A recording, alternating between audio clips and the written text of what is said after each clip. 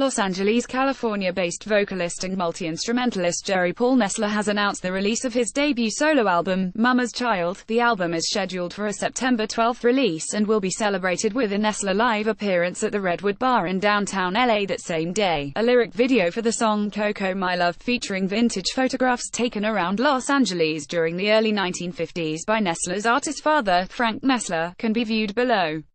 First coming to prominence with Southern California avant-garde thrashers Civil Defiance, who cultivated a strong cult following in Europe with a pair of critically acclaimed releases in the 1990s, followed by albums with KKLEQ Muzzle, Super Rider and PHILM, featuring former Slayer drummer Dave Lombardo. Nestler has long been one of the most unique and daring musicians in progressive circles, dialing down the loud in favor of a more introspective, acoustic-based approach. Mama's Child marks the latest addition to Nestler's eclectic body of work. When I went into the studio to start work on the album in the spring of 2016, I was interested in recording an album for the songs I had been writing on the piano, reveals Nestler.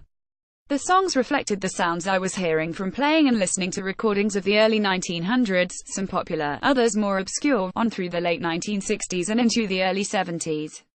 Assembling the album over the course of several months in Los Angeles and New York, Nestler recruited a formidable supporting cast of players, including bassist Pancho Tomazelli, PHILM, War, drummer Max VT, and longtime Mike Keneally affiliate, saxophonist, flutist Evan Francis, aided by engineer, producer Chris Sorum at Nest Recorders in East Los Angeles, where most of the tracking was done.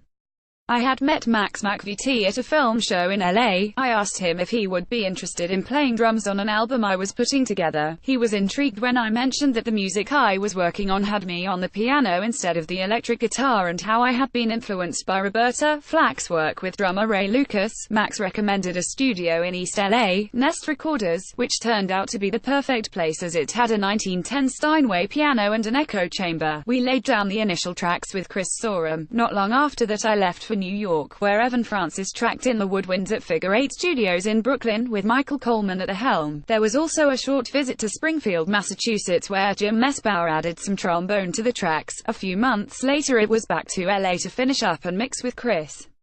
Steeped in ever-changing shades of jazz and blues, and conjuring vibes akin to Tom Waits and the Beatles' more experimental moments, Mama's Child is the type of bold musical curveball most artists dare not throw these days. I never looked at Mama's Child as being a gamble though, just stretching my head, I guess, reflects Nestler. I don't know if this will be the last of its kind for me or the first of more to come. Above all, I'm grateful to have the opportunity to bring forth something, understanding that overvaluation and undervaluation are inevitable results in the business of art. The creative urge continues not to feel the bliss of generation, but a higher ordinance under a compulsion to ceaselessly work. Part of that work for me is to learn to change and grow, but more importantly, the ability to create something that pays homage to those hidden areas of the mind that carry beauty and light. Track listing: Coco My Love, Rain on the Window, Soul, True, Genevieve, Mercy, Little Marie, Melinda, Glass Bottom Boat, Mama's Child, Dorma, Coco My Love video.